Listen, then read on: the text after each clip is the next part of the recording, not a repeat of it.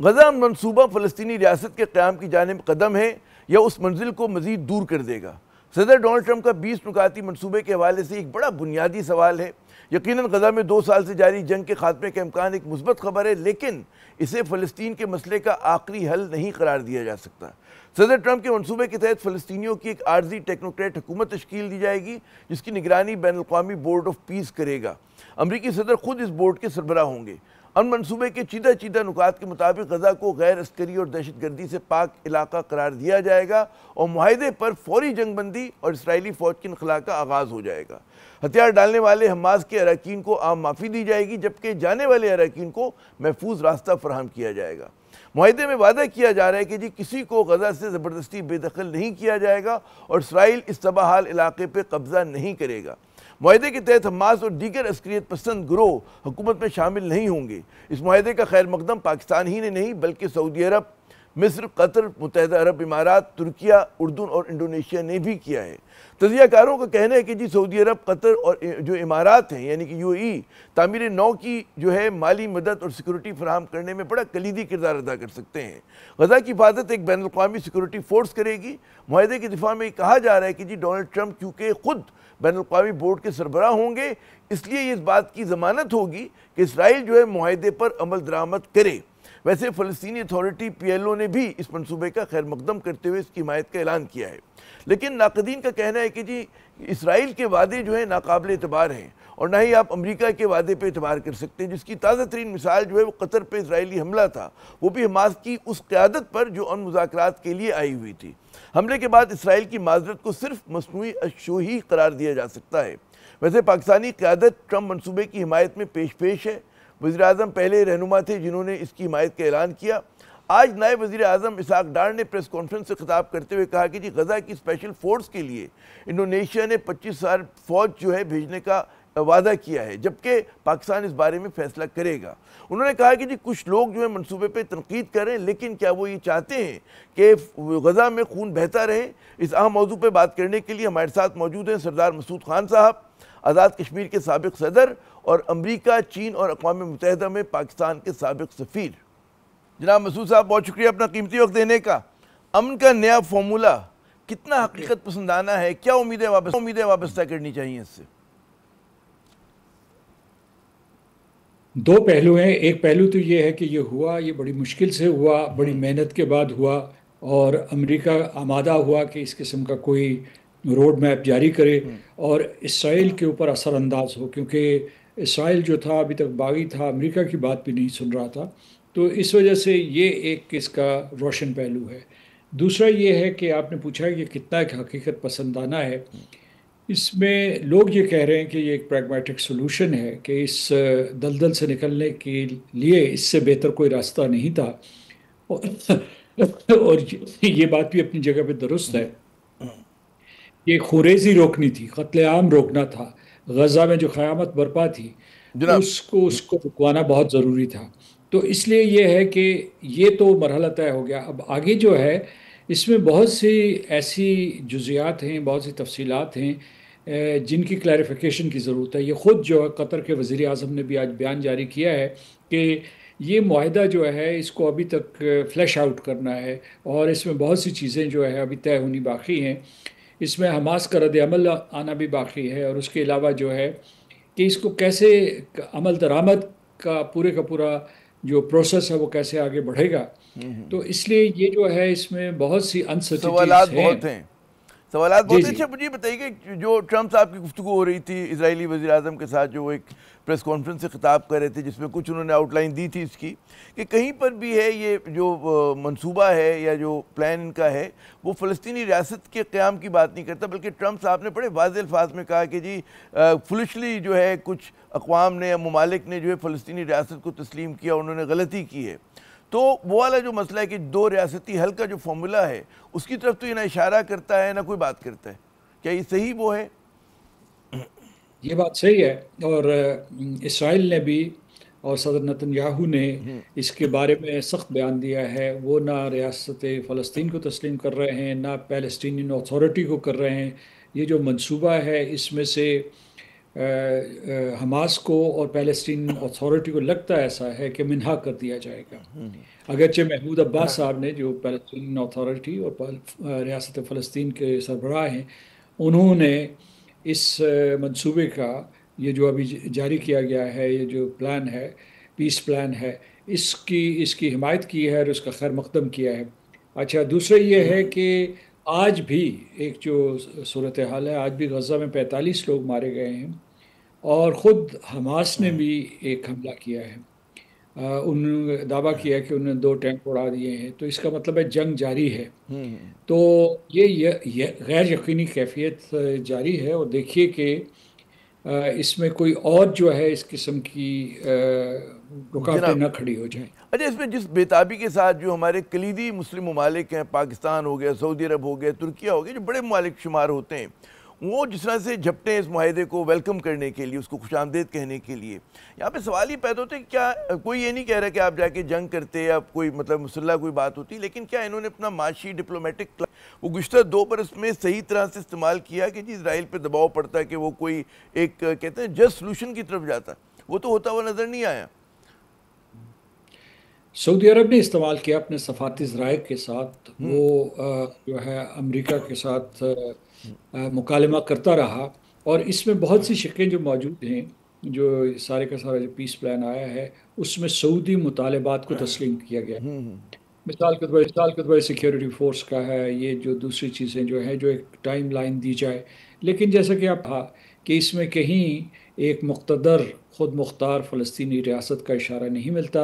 اور خود جو ہے جو وزیر اعظم نتنیاہو کے فائنینس منسٹر، جو انتہا پسند فائنینس منسٹر ہیں، انہوں نے بھی نتنیاہو کو نشانہ تنقید بنایا ہے. انہوں نے کہا کہ یہ کوئی ایسا 2 سال کی جنگ کے بعد یہ کوئی ایسی فتح نہیں ہے جو انہیں نصیب ہوئی.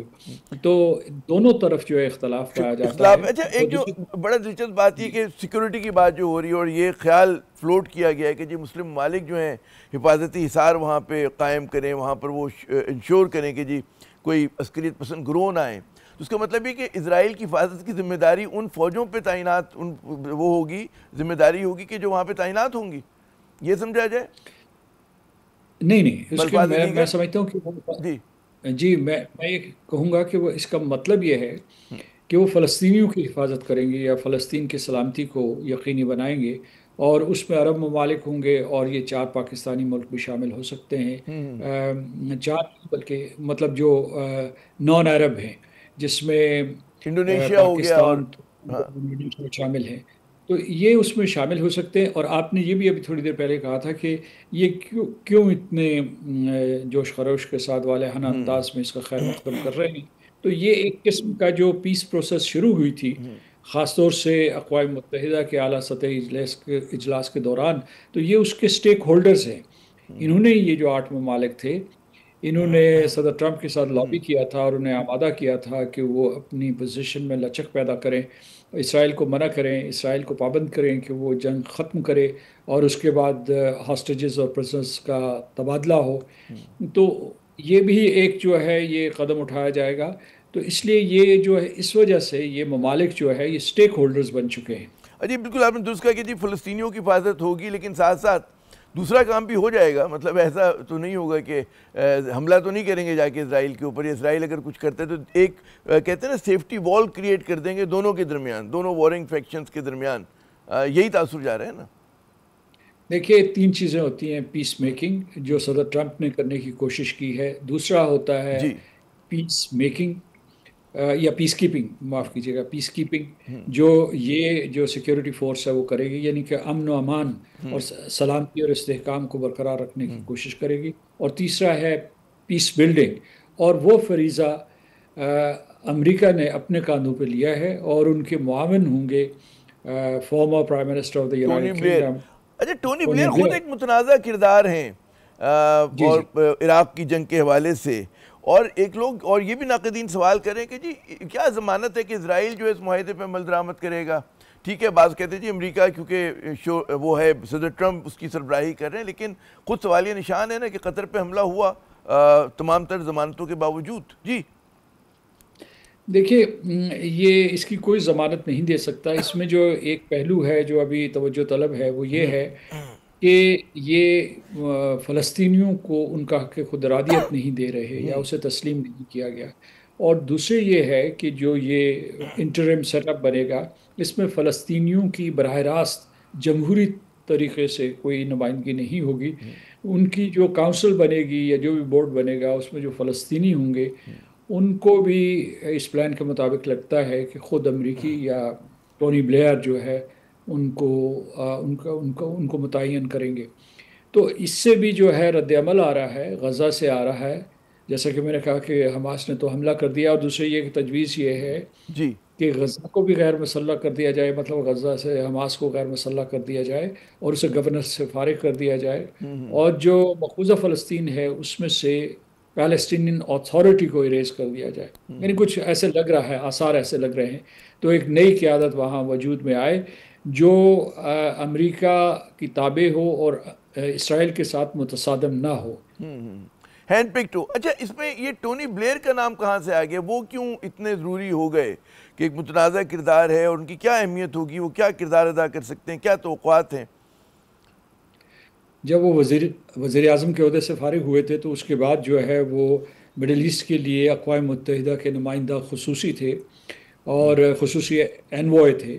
تو انہوں نے کوششیں کی تھی، اور ان کا یہ جو ہے یہ پچھلے تقریباً جو ہے جب سے انہوں نے اپنی وزارت عظمیٰ چھوڑی تھی وہ اس سلسلے میں کوئی کوشش کرتے رہے ہیں. لہٰذا ان کے ایک انسٹیٹیوٹ کی اس سلسلے میں دلچسپی ہے اور وہ گاہے بگاہے کوئی انیشیٹو لیتے رہے ہیں.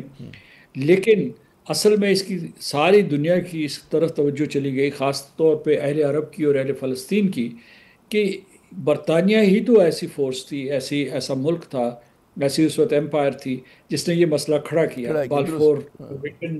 اور اس کے بعد انہوں نے جو ہے پورے کے پورے سہولت دی فلسطینیوں کو، اسرائیلیوں کو جو یا صہیونیوں کو، تاکہ وہ اس سرزمین فلسطین کے اوپر قبضہ کر سکیں. تو اس لیے یہ اس وجہ سے دیکھیے کہ ان کی کس حد تک قبولیت ہوتی ہے. جناب اچھا ایک اور جو بعض ناقدین یہ اس خدشات کا اظہار کریں کہ ٹھیک ہے امن منصوبے کے نام پہ کوئی جدید قسم کی وہ کہتے ہیں نا نوآبادی ایک بنائی جا رہی ہے، ایک نئی قسم کی کالونی بنائی جا رہی ہے اس خدشے پہ. اور ظاہر ہے کہ جو ایک عام وہ ہے شخص جو ہے ہوتا ہے اس کے ذہن میں تو اسی طرح کا تاثر آ رہا ہے، جس کو زائل کرنے کے لیے کیا کرنا ہوگا ان مسلم ممالک کو، ان کی حکومتوں کو اور خود امریکہ کو؟ دیکھیے پتہ نہیں امریکہ کا کیا منصوبہ ہے، صدر ٹرمپ کے کیا اس سلسلے میں خیالات ہیں، لیکن یہ واضح نہیں ہو رہا کہ یہ جو غزہ جب خالی کیا جائے گا اور اس کی تعمیر نو کی جائے گی تو اس میں کیا جو لوگ بے گھر ہوئے ہیں، جو مختلف جو ہے خیموں میں رہ رہے ہیں، ریفیوجی کیمپس میں رہ رہے ہیں، ان کو بھی اکھاڑا جا رہا ہے، ان کو بھی بمباری کا نشانہ بنایا جا رہا ہے. تو کیا ان کو آباد کرنے کے لیے کیا جائے گا، یا جس کو ہم کہتے ہیں کہ سیٹلر کولونیلزم، کہ مطلب ہے باہر سے لوگ لا کے آباد کیے جائیں گے. ایک تو یہ ہے کہ اسرائیل نے ویسے اعلان کیا ہوا ہے، وزیر اعظم نتن یاہو نے اعلان کیا ہوا ہے کہ غزہ میں لا کر وہ اسرائیلیوں کو آباد کریں گے یا دنیا بھر سے یہودیوں کو آباد کریں گے، جیسے کہ انہوں نے مقبوضہ فلسطین میں کیا ہوا ہے، اور وہاں 7 لاکھ اسرائیلی موجود ہیں مقبوضہ فلسطین میں. تو اور یہ بھی ہو سکتا ہے کہ یہ جو کہا جا رہا ہے کہ جی اسرائیل قبضہ نہیں کرے گا انہیں اس غزہ کے اوپر، اس کو ضم نہیں کرے گا اپنے اس کے اندر، تو یہ بھی غالباً معاہدے کا ہے شقوں میں شامل ہے، یہ یا جو پلان ہے منصوبہ، معاف کیجیے گا. جی بالکل ضم نہیں کرے گا، لیکن کیا اسے وہ ایک قسم کا مقبوضہ علاقہ ہوگا؟ اب تک وہ مقبوضہ علاقہ اسے سوال ہے اہم. بہت بہت صاحب آپ نے اپنا قیمتی وقت دیا. ناظرین امن منصوبہ یقیناً امن قائم ہونا چاہیے، اس سے کوئی انکار نہیں کر سکتا، لیکن سمجھنے کی بات یہ کہ سوال ہی سوال ہیں، اور ابھی تک یہ بہت سارے جیسے کہ سردار مسعود خان صاحب نے بھی کچھ سوالات اٹھائے، اور اسی طرح بہت سارے ناقدین یہ سوال اٹھا رہے ہیں کہ کیا ایک جدید نوآبادیاتی نظام تو نہیں وضع کیا جا رہا، فلسطینیوں کو ہمیشہ کے لیے ان کی جو ریاست کا حق ہے اس سے تو محروم نہیں کیا جا رہا.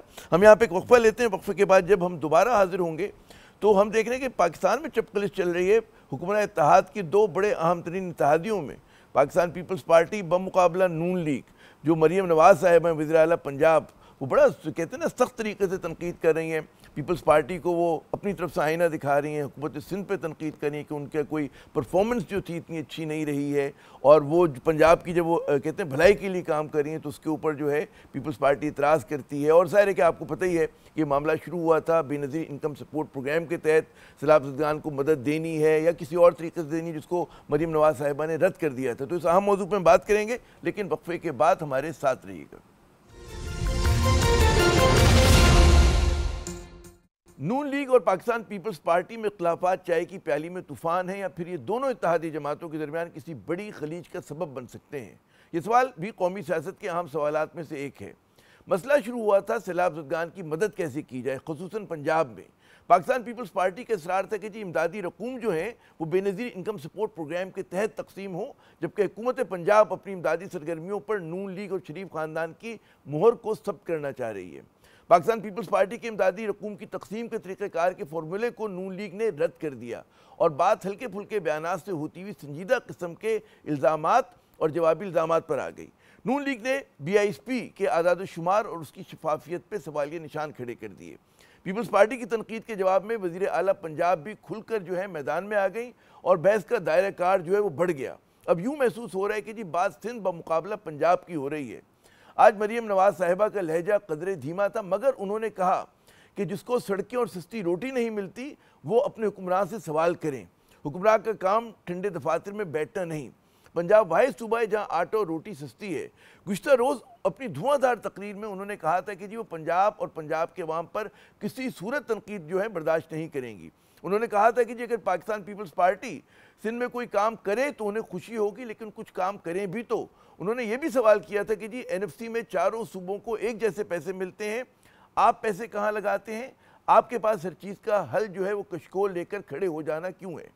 مجھ پہ بات کریں, مریم نواز کچھ نہیں کہے گی. پنجاب پہ بات کرو گے, مریم نواز شریف آپ کو چھوڑے گی نہیں. پنجاب اگر اپنے حق کا, اپنے صوبے کے پانی کے لیے نہریں نکالنا چاہے تو آپ کو تکلیف کیوں ہو جاتی ہے؟ پنجاب کا اپنا پانی ہے. اگر آپ کوئی کام کرے سندھ میں تو مریم کو خوشی ہوتی ہے, کوئی کام کرو تو صحیح. ہر چیز کا علاج بی آئی ایس پی نہیں ہے. آپ کے پاس ہر چیز کا سلوشن جو ہے وہ کیا کشکول لے کے لوگوں کے سامنے کھڑے ہو جانا ہے؟ جب کچھ ہوتا ہے مانگنے آ جاتے ہیں. ویسے پارلیمنٹ میں وزیر قانون اعظم نذیر تارڑ نے کچھ افہام و تفہیم کی بات کی اور کہا کہ وہ معذرت خواہ ہیں اگر دوستوں کی دل آزاری ہوئی ہے. ویسے انہوں نے کہا کہ اپوزیشن کو خوش ہونے کی ضرورت نہیں, یہ ہمارے گھر کا معاملہ ہے. میں معذرت خواہ ہوں اگر دل آزاری ہوئی ہے ہمارے دوستوں کی. میں اپوزیشن کے دوستوں سے کہوں گا کہ آپ کو خوش ہونے کی ضرورت نہیں, یہ ہمارا گھر کا معاملہ ہے. ہم انشاءاللہ العزیز اسے گھر میں بیٹھ کے طے کریں گے. یہ اتحاد انشاءاللہ العزیز قائم رہے گا. دوسری جانب پاکستان پیپلز پارٹی کے سینئر رہنما نوید قمر نے قومی اسمبلی سے واک آؤٹ سے پہلے تقریر کرتے ہوئے کہا کہ لوگوں کو سیلاب کے بعد امداد تو نہیں ملی, لیکن بہت ساری سیاست ضرور مل گئی ہے. ان کا سوال تھا کہ آپ اسے سندھ پنجاب کا ایشو کیوں بنا رہے ہیں؟ ہمارا پانی, ہمارا پیسہ, ہماری مرضی کا کیا مطلب ہے؟ ان حالات میں بقول نوید قمر صاحب کے پاکستان پیپلز پارٹی کے لیے مشکل ہو گیا ہے حکومتی بینچوں پر بیٹھنا. بدقسمتی سے لوگوں کو وہ والا ریسکیو کے بعد کا جو ایفرٹ ہے وہ تو لوگوں کو نہیں ملا. بہت ساری سیاست ضرور مل گئی. ہم بھی انٹرپروونشل ایشو بھی بنا سکتے ہیں. آپ یہ سندھ پنجاب کا ایشو اس کو کیوں بنا رہے ہیں؟ ہمارا پانی, ہمارا پیسہ, ہماری مرضی. یہ کیا مطلب؟ انڈس ہے تو پاکستان ہے, انڈس نہیں ہے تو پاکستان نہیں ہے. ان حالات میں ہمارے لیے بڑا مشکل ہو رہا ہے کہ ہم حکومتی بینچوں کے ساتھ بیٹھیں. پیپلز پارٹی مریم نواز اور ان کی کابینہ کے دیگر وزراء کے رویے کو کیسے دیکھ رہی ہے؟ کیا معاملات حل ہونے کی توقعات ہیں؟ بات کرنے کے لیے پاکستان پیپلز پارٹی کی سینئر رہنما محترمہ نفیسہ شاہ صاحبہ ہمارے ساتھ ہیں. نفیسہ صاحبہ بہت شکریہ اپنا قیمتی وقت دینے کا. ہم دیکھ رہے ہیں کہ نون لیگ کی اہم ترین رہنما جانشین جو ہیں ان کی سیاست کی مریم نواز صاحبہ بڑا کھل کے تنقید کر رہی ہیں, پاکستان پیپلز پارٹی پہ کر رہی ہیں, آپ کی سندھ کی صوبائی حکومت پہ کر رہی ہیں. معاملات اتنے بگڑ کیسے گئے, کیا وجہ ہے؟ دیکھیں یہ بہت ایک افسوسناک عمل ہے, اور اس کا رد عمل پاکستان پیپلز پارٹی نے آج دیا جب ہم پارلیمان میں ہم نے پروٹیسٹ بھی کیا اور ہم نے واک آؤٹ بھی کیا. پہلے تو ان کا بولنا اس لیے بنتا نہیں ہے کہ کیونکہ اگر کوئی ایسا اسپوکس پرسنز کی طرف سے ایک تھوڑا بہت اگر ایک دوسرے کے اوپر تنقید ہو تو کبھی بھی لیڈرشپ ان چیزوں میں نہیں آتی. ہم نے کبھی نہیں دیکھا کہ نواز شریف اپنے آپ کو اتنا سٹوپ لو کریں کہ وہ ہر چیز کا جواب دیں. اور پھر اس کا پس منظر بہت ضروری ہے کہ اگر آپ قدرتی آفت ہو یا قوم جب بھی مصیبت میں ہوتی ہے تو سیاستدان جو ہے اپنے اپنے موقف اپنے اپنے پولیٹیکل ایجنڈاز چھوڑ کر اور خدمت کی طرف راغب ہوتے ہیں اور ایک نیشنل یونٹی کا سینٹیمنٹ دیتے ہیں. تو جب چیئرمین صاحب نے آپ نے دیکھا ہوگا کہ انہوں نے تو ایکچولی تعریف کی ان کی کہ انہوں نے اچھا کام کیا ہے, لیکن ایٹ دا سیم ٹائم انہوں نے وفاقی حکومت سے, ہمارا بنتا نہیں ہے کہ ہم پنجاب ایک وفاقی جماعت ہو کر ہم جہاں وفاقی حکومت کو سپورٹ دے رہے ہوں, ہمارا بنتا نہیں ہے کہ ہم صوبے کے لیول پر آ کر اور ہم کوئی کھیلیں یا بات کریں. تو ہم نے یہی کہا کہ بھئی وفاقی لیول پر بے نظیر انکم سپورٹ پروگرام جو ایک وفاقی پروگرام ہے, دنیا کا one of the best social security programmes, اس کو کئی ممالک آ کے اس کی کیس سٹڈی کرتے ہیں, اس کے اوپر ریسرچ ہوتی ہے, اس کے اوپر وزٹس ہوتے ہیں. ہم نے یہ کہا کہ کیونکہ ان کے پاس ڈیٹا ہے تو ان کے تھرو ایمرجنسی اسسٹنس دی جائے فی الفور, یہ مطالبہ تھا. اب اس کو بیٹھ کر لے کر ان کی جو ایک ہے ہماری پارٹی کی آپ نے بالکل درست کہا کہ بات جو تھی بی آئی ایس پی سے شروع ہوئی, بے نظیر انکم سپورٹ پروگرام سے. اب سوال یہ پیدا ہوتا ہے کہ ایک تاثر جا رہا ہے پورے ملک میں کہ دونوں جماعتیں جو ہیں, چاہے پیپلز پارٹی ہو چاہے نون لیگ کو, چاہتے کہ جی امدادی جو بھی سرگرمیاں ان پہ ان کی پارٹی کی مہر لگے. ظاہر ہے کہ اگر بی آئی ایس پی کے تحت رقم تقسیم ہوگی تو پیپلز پارٹی کو کریڈٹ جائے گا, بے نظیر صاحبہ کی اس پہ تصویر ہوگی, اور نون لیگ کی خواہش ہے کہ جی ہمارا جھنڈا ہو, ہماری شریف خاندان کی واہ واہ ہو. تو یہ بی آئی ایس پی خود جو ہے اس وجہ سے آپ نہیں سمجھتے کہ متنازع بن گیا ہے اور بیا بنا دیا گیا ہے, اس کی شفافیت پر نون لیگ نے سوالیہ نشان اٹھائے ہیں, اعداد و شمار پہ انہوں نے سوالیہ نشان اٹھائے. جی بالکل حقیقت سے دور ہے.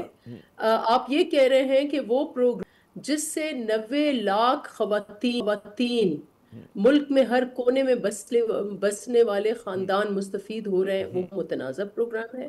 میں سمجھتی ہوں nothing can be یہ ایک بہت ہی مس لیڈنگ قسم کی آپ نے ایک سٹیٹمنٹ ہے, جو ہمارا کوئی کریڈٹ لینے کا کوئی بھی مقصد نہیں ہے.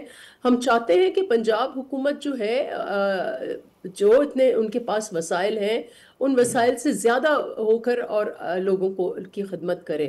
لیکن یہ صرف محض اس لیے کہا گیا تھا, آپ کو یاد ہوگا کہ چیئرمین صاحب کا یہ مطالبہ تھا کہ ایک ایمرجنسی ڈکلیئر کی جائے, ایک معاشی اور ایگریکلچر ایمرجنسی. تو جب آپ ایمرجنسی ڈکلیئر کرتے ہیں تو آپ کو فی الفور لوگوں کو ایٹ لیسٹ کھانے پینے کے بنیادی اشیاء کے حوالے سے ان کو خرچہ جو ہے وہ دیا جائے.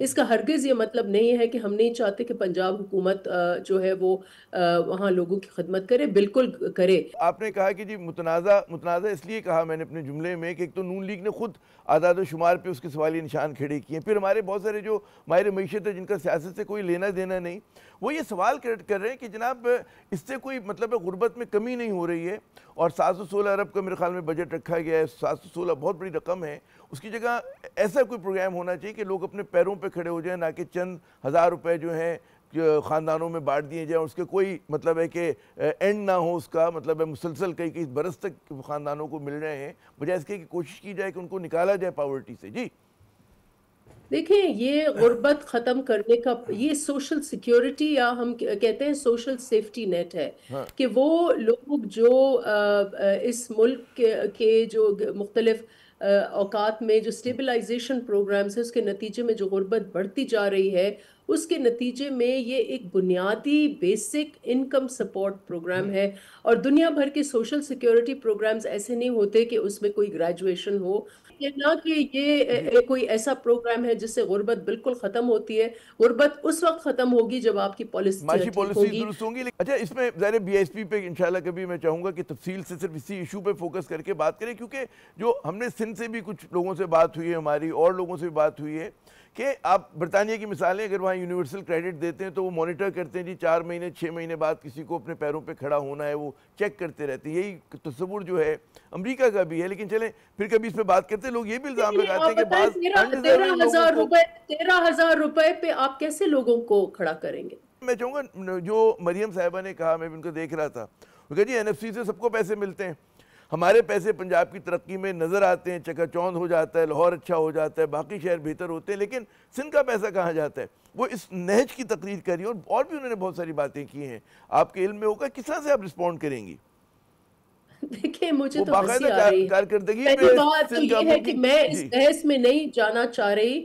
جو اس بحث میں PTI نے ان کو انگیج کیا ہوا ہے وہ یہ ہے کہ ان کی اس حکومت کی, وہ پنجاب میں ہو یا ان کی وفاق میں, ان کی لیجیٹمیسی کتنی ہے.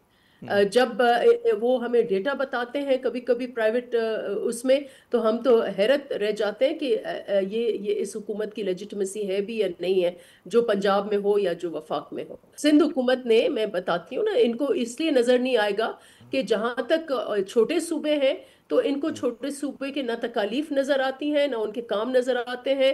وہ ارد گرد اپنے ہی, انفیکٹ وہ, اب میں کیا کروں, لوگ ٹک ٹاک کی بات کرتے ہیں, وہ ٹک ٹاک کی دنیا میں اگر وہ رہتے ہیں تو میں کیا کہہ سکتی ہوں اس کے بارے میں.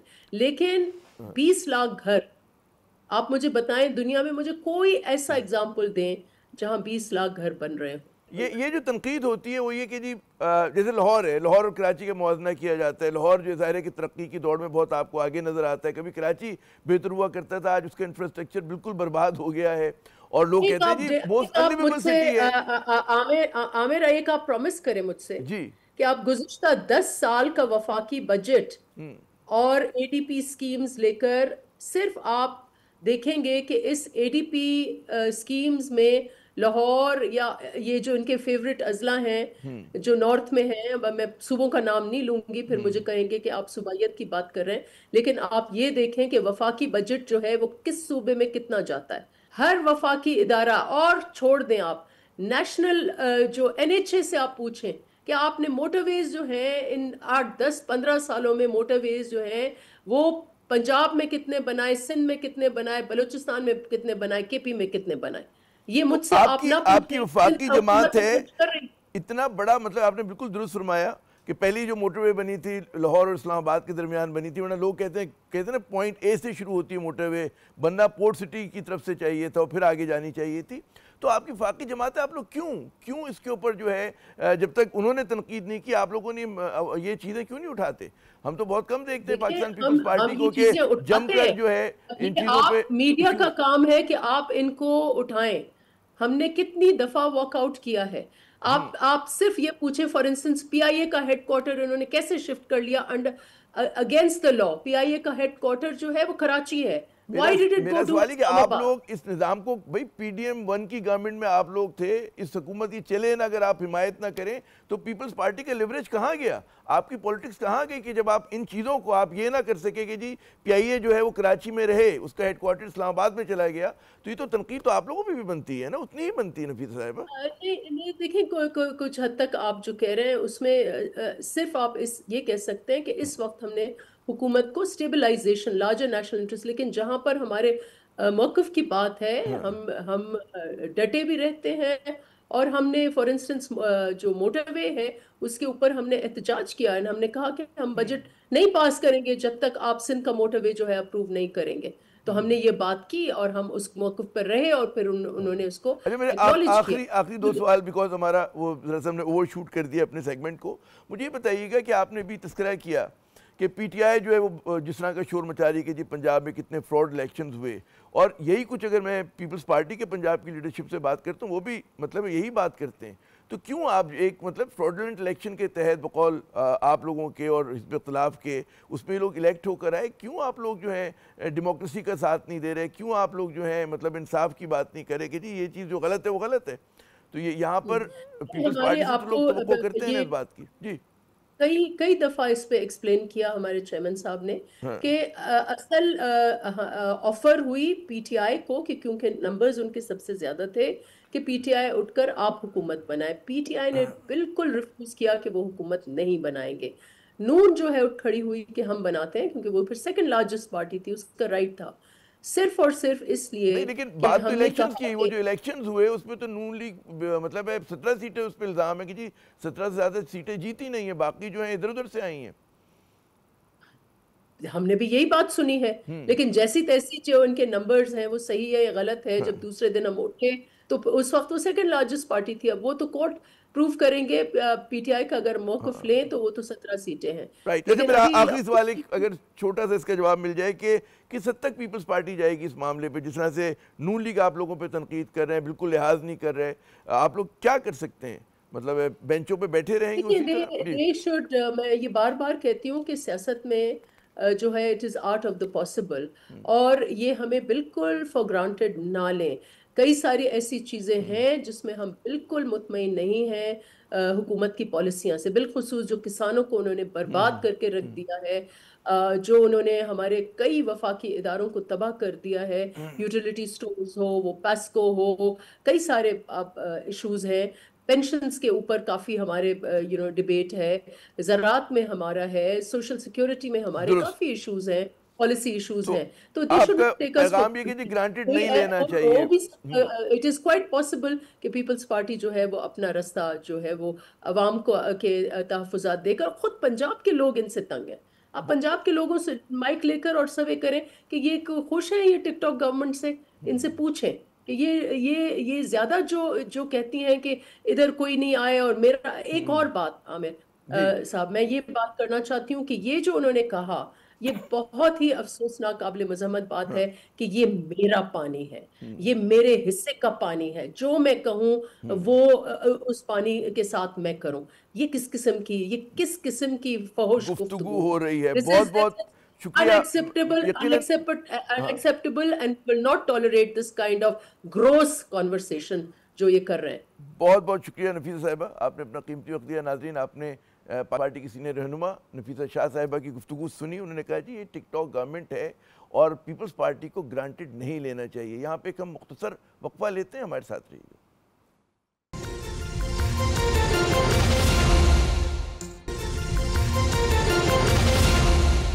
نون لیگ اور پاکستان پیپلز پارٹی کے اختلافات جو آخر کس حد تک جا سکتے ہیں؟ بہت سارے تجزیہ کار یہ کہہ رہے تھے کہ جی یہ مجبوری کا اتحاد ہے، یہ غیر فطری اتحاد ہے. لیکن جس طرح سے اس وقت پاکستان کی سیاست کی ہوائیں چل رہی ہیں، اس کے اشارے یہی ہیں کہ اختلافات جو ہیں اس کی اوور ویلمنگ غالب پاسبلٹی یہ ہے، امکان یہ ہے کہ جناب یہ حل ہو جائیں. کیونکہ ظاہر ہے کہ اس وقت مقابلہ تحریک انصاف سے ہے، ان میں سے کوئی بھی جماعت نہیں چاہے گی کہ ان کے اختلافات کی وجہ سے جو نظام ہے وہ گر پڑے. تو امید یہی ہے کہ جناب نون لیگ جو ہے وہ اپنی جو ان کی تنقید کی آنچ ہے سندھ گورنمنٹ پہ، اس میں کچھ کمی کرے گی، اور اسی طرح پاکستان پیپلز پارٹی بھی جو ہے اپنے لب و لہجے کو تبدیل کرتی ہوئی آپ کو نظر آئے گی آنے والے دنوں میں. اس کے ساتھ ہی عامر ضیاء کو اگلے پروگرام تک کے لیے اجازت دیجیے گا. خدا حافظ.